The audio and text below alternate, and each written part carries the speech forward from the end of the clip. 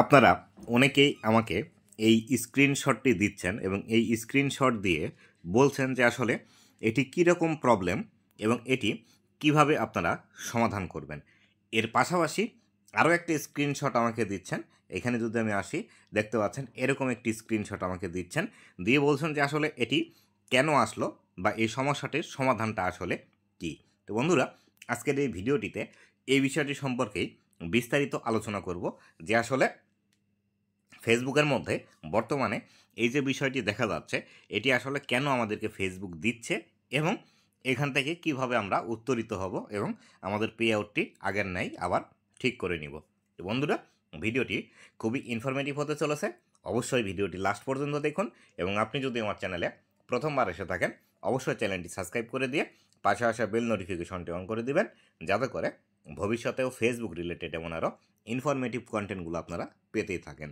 তো বন্ধুরা, এইখানে সর্বপ্রথম যে বিষয়টি লেখা আছে সেই বিষয়টি আমরা আগে বোঝার চেষ্টা করি, তারপরে বিস্তারিত বিষয়গুলো আপনাদেরকে জানাবো।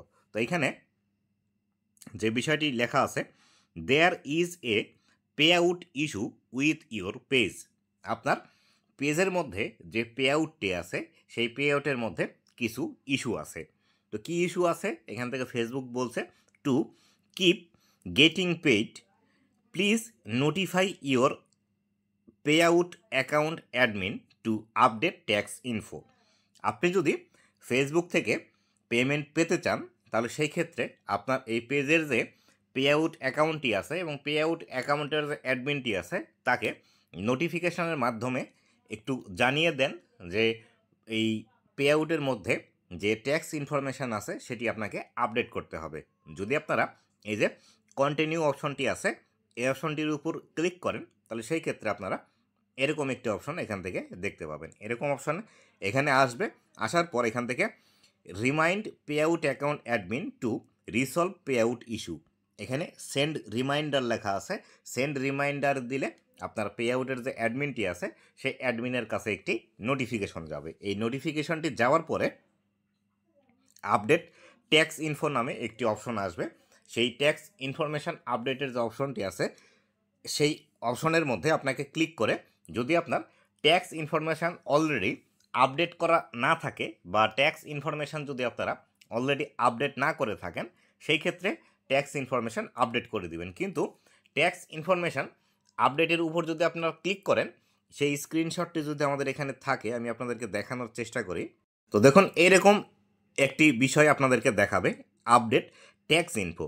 এরকমভাবে যদি আপনাদেরকে দেখায়, এই আপডেট ট্যাক্স ইনফোতে ক্লিক করার পর যদি ফেসবুক আপনার কাছ থেকে কোনো ইনফরমেশান চায় তাহলে সেই ক্ষেত্রে অবশ্যই সেই ইনফরমেশানগুলো অ্যাকুরেটলি আপনি এই ফেসবুকের কাছে প্রোভাইড করবেন। আর যদি এই আপডেট ট্যাক্স ইনফো এই অপশনটিতে ক্লিক করার পর কোনো অপশন না আসে, সাদা হয়ে থাকে, আবার আপনাকে ব্যাক করে আপনার পেজ বা প্রোফাইলের মূল ইন্টারফেসের মধ্যে যদি নিয়ে যায় তাহলে বুঝবেন সকল কিছু আপনার ঠিক আছে এবং এখানে কোনো কাজ আপনাকে করতে হবে না এবং এটি ফেসবুকের কোনো টেকনিক্যাল ইস্যুর কারণে এটি দিয়েছে, যার ফলশ্রুতিতে আপনার এখানে শো করছে।